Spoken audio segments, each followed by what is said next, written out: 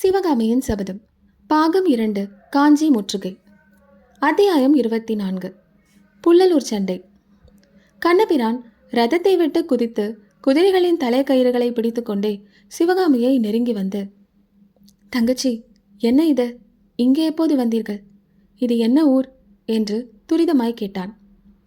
சிதம்பரம் போகலாம் என்று கிளம்பி வந்தோம் அண்ணா. வழியில் இங்கே தங்கினோம். இந்த ஊருக்கு அசோகபுரம் என்று பெயராம். அதோ அசோக மகாராஜாவின் ஸ்தம்பம் தெரிகிறதே, நீங்கள் பார்க்கவில்லையா என்றாள் சிவகாமி. அதையெல்லாம் பார்க்க எனக்கு இப்போது சாவகாசம் இல்லை. ஆமாம், நீங்கள் எதற்காக இவ்வளவு அவசரப்பட்டு கொண்டு யாத்திரை கிளம்பினீர்கள்? அந்த காட்டு வீட்டில் இந்த யுத்த காலத்தில் தனியாக இருப்பானேன் என்றுதான் கிளம்பினோம். குமார சக்கரவர்த்தியும் தான் எங்களை அடியோடு மறைந்து விட்டாரே.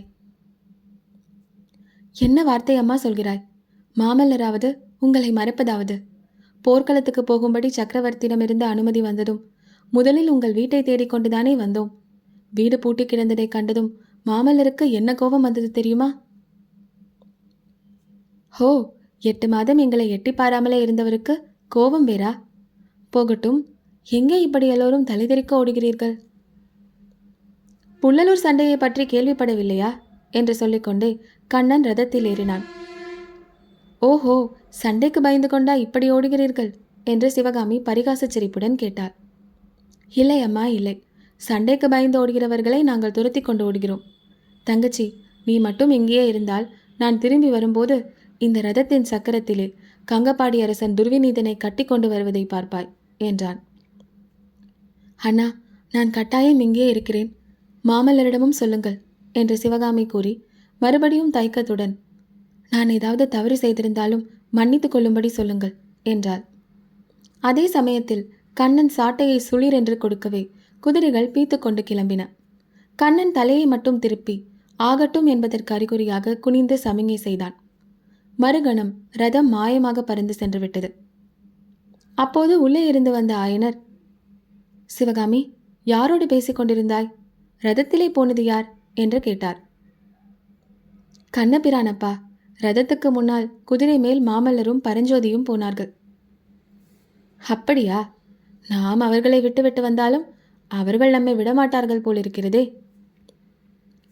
அவர்கள் நமக்காக வரவில்லை அப்பா.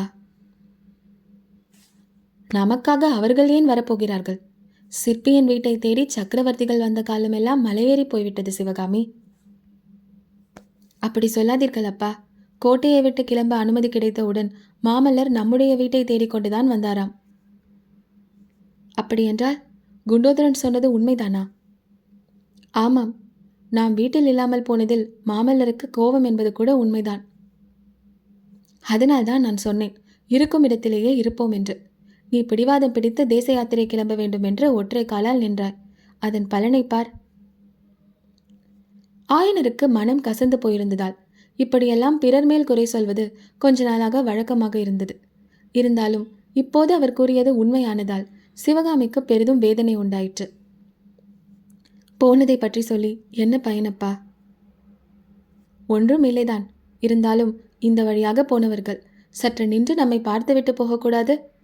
ஒரு காலத்தில் மாமல்லர் நம்மிடம் எவ்வளவு பிரியமாக இருந்தார். பிரியத்திற்கு இப்போதுதான் என்ன குறைவு வந்தது? இது யுத்த காலம் அல்லவா? அதனால் எல்லோருக்கும் அவசரமாக இருக்கிறது. திரும்பி வரும்போது மாமல்லர் இங்கே வந்து நம்மை பார்ப்பார் என்று கண்ணபிரான் சொன்னானப்பா. அந்த மட்டில் சந்தோஷம்தான். ஆனால் எதற்காக இப்படி எல்லோரும் ஓடுகிறார்களாம்? புள்ளலூர் என்னும் இடத்தில் பெரிய யுத்தம் நடந்ததாம். ஓ, யுத்த காலத்திலிருந்துதான் இப்படி ஓடுகிறார்களா? காலம் எப்படி மாறிவிட்டது. முன்காலத்தில் போருக்கு புறப்படுகிறவர்கள் வெற்றி அல்லது வீர சொர்க்கம் என்று உறுதியோடு கிளம்புவார்கள். போர்க்களத்தில் முதுகு காட்டி ஓடுவதைப் போல கேவலம் வேறொன்றும் இல்லை என்று நினைப்பார்கள். அப்பா, இந்த யுத்தத்தில் போர்க்களத்திலிருந்து ஓடியவர்கள் எதிரிகள்தான். அது உங்களுக்கு திருப்தி தானே? அதிலே என்ன திருப்தி? சுத்த வீரர்களை வென்று ஜெயக்கொடி நாட்டினால் புகழும் பெருமையும் உண்டு. புறமுதுகிட்டு ஓடுகிறவர்களை துரத்தி ஜெயிப்பதில் என்ன கௌரவம் இருக்கிறது?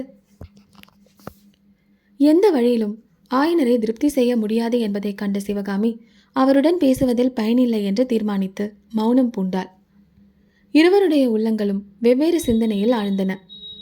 அன்று சூரியன் அஸ்தமிக்க ஒரு நாழிகை இருக்கும்போது குண்டோதரன் திடும் பிரவேசமாக வந்து சேர்ந்தான்.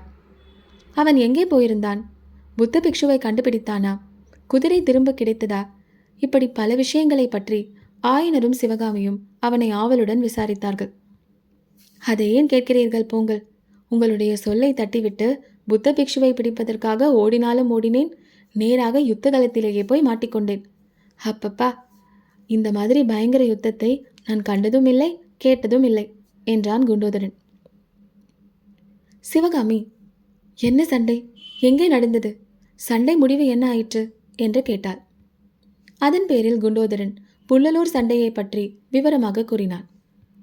பழந்தமிழ் நாட்டின் சரித்திரத்தில் பிரசித்தி பெற்ற அந்த புள்ளலூர் சண்டையை பற்றி இப்போது வாசகர்களும் தெரிந்து கொள்வது அவசியமாகும். வாதாபி புலிகேசியின் சைனியம் பல்லவ சாம்ராஜ்யத்தின் மீது படையெடுத்து வந்த சில நாட்களுக்கெல்லாம் கங்க நாட்டு அரசன் துர்விநீதனுடைய சைனியம் திரண்டு பல்லவ ராஜ்யத்தின் மேற்கெல்லையில் வந்து நின்றது. வாதாபி சைனியத்தினால் பல்லவர் படை முறியடிக்கப்பட்டது என்ற செய்தி வந்ததும் பல்லவ ராஜ்யத்துக்குள் பிரவேசிக்க ஆயத்தமாக அந்த சைனியம் காத்து கிடந்தது. ஆனால் திடீரென்று துர்விநீதனுக்கு என்ன தோன்றியதோ என்னவோ, ஒரு நாள் கங்க நாட்டு சைனியம் பல்லவ ராஜ்யத்துக்குள் நுழைந்து விட்டது என்றும் காஞ்சியை நோக்கி முன்னேறி வருகிறது என்றும் தெரிந்தது. இதை அறிந்த மகேந்திர பல்லவர் வடக்கு போர்முனையிலிருந்து குமார சக்கரவர்த்திக்கு கட்டளை அனுப்பினார். திருக்கழுங்குன்றத்தில் உள்ள பாதுகாப்பு படையுடன் சென்று கங்க நாட்டு சைனியம் காஞ்சியை அணுகுவதற்கு முன் அதை எதிர்க்கும்படி சொல்லி அனுப்பினார். இத்தகைய கட்டளைக்காக 8 மாத காலமாக துடித்து கொண்டிருந்த மாமல்ல நரசிம்மர் தளபதி பரஞ்சோதியோடு உடனே கிளம்பி சென்று திருக்கழுக்குன்றத்தில் இருந்த படைக்கு தலைமை வகித்து நடத்தி சென்றார். காஞ்சி நகருக்கு தென்மேற்கே 2 காத தூரத்தில் புள்ளலூர் கிராமத்து எல்லையில் 2 சைனியங்களும் சந்தித்தன. மாமல்லர் தலைமை வகித்த பல்லவ சைனியத்தை விட கங்க நாட்டு சைனியம் 3 மடங்கு பெரியது. ஆனாலும் மாமல்லரின் வீரப்படை கங்க நாட்டு சைனியத்தின் மேல் எதிர்பாராத சமயத்தில் இடி விழுவதைப் போல் விழுந்தது. மாமல்லரும் பரஞ்சோதியும் கையாண்ட யுத்த தந்திரங்களில் போர்க்களத்தில் முன்னணியில் நின்று நிகழ்த்திய வீர செயல்களும் பல்லவ வீரர்களுக்கு இணையில்லாத உற்சாகத்தையும் துணிச்சலையும் அளித்தன. போர் உச்சநிலை அடைந்த போது கங்க சைனியத்தை மற்றொரு பக்கத்தில் இன்னொரு புதிய படை தாக்குவதாக வதந்தி உண்டாயிற்று. அவ்வளவுதான். அத்தனை நேரமும் ஒருவாறு தைரியமாக போரிட்டு வந்த கங்க சைனியத்தின் வீரர்களை பீதி பீடித்தது. உயிர் பிழைத்தால் போதும் என்று கங்க வீரர்கள் சிதறி ஓட ஆரம்பித்தார்கள். கங்க நாட்டு அரசன் துர்விநீதன் பட்டத்து யானை மேல் ஏறிக்கொண்டு தெற்கு திக்கை நோக்கி ஓடிக்கொண்டிருந்ததாக செய்தி கிடைத்தது. அவனை எப்படியாவது சிறைப்படுத்த வேண்டும் என்று மாமல்லரும் பரஞ்சோதியும் பல்லவ சைனியத்தை சிறு சிறு படைகளாக பிரித்து தெற்கை நோக்கி பல வழிகளிலும் போக சொல்லிவிட்டு தாங்களும் அதே திசையில் அதிவேகமாக சென்றார்கள். போர்க்களத்தில் தறிக்கெட்டு ஓடிய ஒரு குதிரையை கைப்பற்றி அதன் மேல் ஏறிக்கொண்டு குண்டோதரனும் அவர்களை பின்தொடர்ந்து வந்தான். துரதிருஷ்டவசமாக வழியில் அவன் ஏறி வந்த குதிரை காலை ஒடித்து கொண்டது. அதனால் அவன் பின்னால் தங்கிவிடும்படி நேர்ந்தது.